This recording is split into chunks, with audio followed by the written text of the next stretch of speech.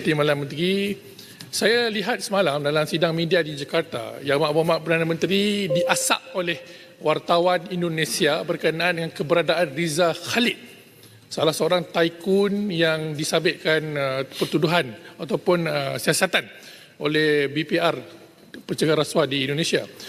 Apakah isu ini memberi kesan kepada sebarang bentuk kerjasama melibatkan Laut Sulawesi antara Malaysia dan Indonesia? Kerana saya lihat ada kenyataan daripada Peguam Negara Indonesia yang mempersoalkan kerumitan untuk ekstradisi proses. Bila mana diketahui Rizal Khalid ini mungkin sudah berkahwin dengan keturunan anak raja kita di sini. Jadi bagaimana pandangan Wisma Putra? Yang Berhormat Menteri Luar Negeri untuk menjawab.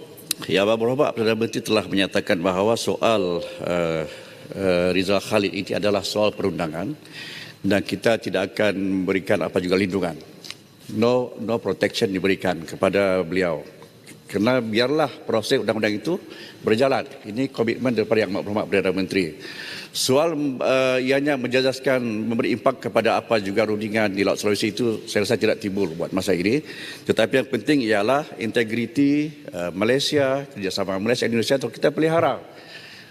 Soal beliau itu adalah soal undang-undang. Jadi Wisma Putra bertegas kita akan ikut apa juga keputusan yang telah dibuat oleh Perdana Menteri Kerajaan Pusat supaya kita sentiasa mementingkan proses undang-undang itu berjalan kepada sesiapa sahaja pun.